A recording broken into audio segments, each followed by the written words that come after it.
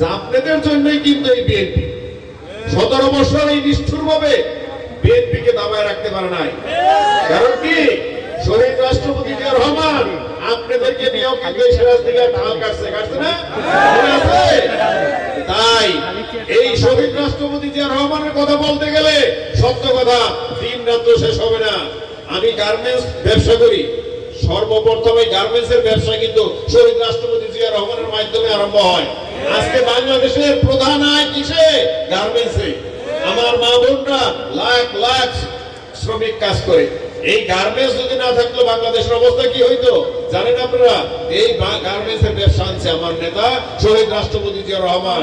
তাই আমরা সবাই তার জন্য দোয়া করব, সর্বোপরি সবার জন্য আমরা একে অপরের জন্য দোয়া করব। আজকে বিভিন্ন ভাষায় যে কথা হইল, আমরা 5ই আগস্টের আগে কোন নেতা দেখি নাই, সত্য।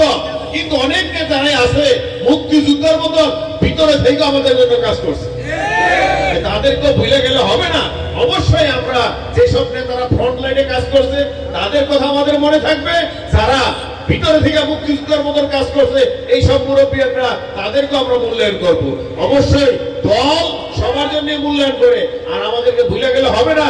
কিছুটা ক্ষমার চোখে দেখতে হবে।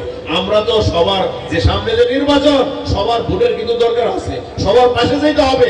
শুধু অমুকরে পছন্দ করি না, অমুকরে ভালো করি না, নিজেদের ভিতরে দ্বন্দ্ব বাড়ানো যাবে না। ক্ষমা করছে কে?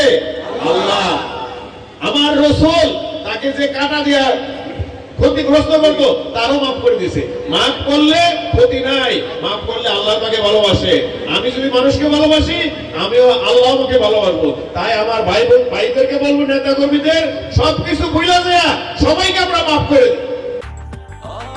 ব্রেকফাস্ট, টিফিন কিংবা স্ন্যাক টাইমে মজাদার আয়োজন মানে অল টাইম ব্রেড।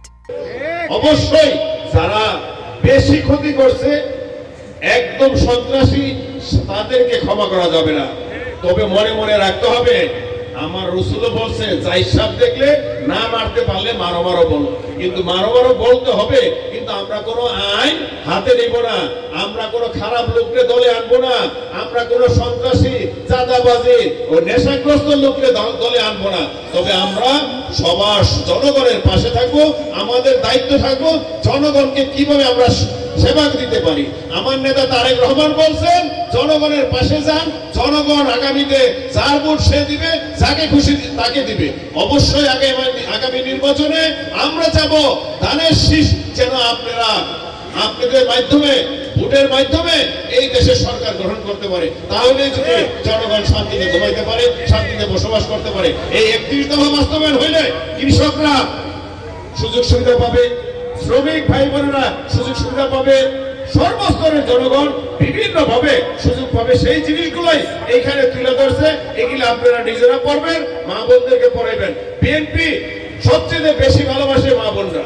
এই মা বোনদের মাধ্যমে আমরা যেন আগামীতে অবশ্যই বাংলাদেশের একটি সুষ্ঠু পরিবেশ নির্বাচন হইলে বিএনপি সরকার গঠন করবে ইনশাআল্লাহ।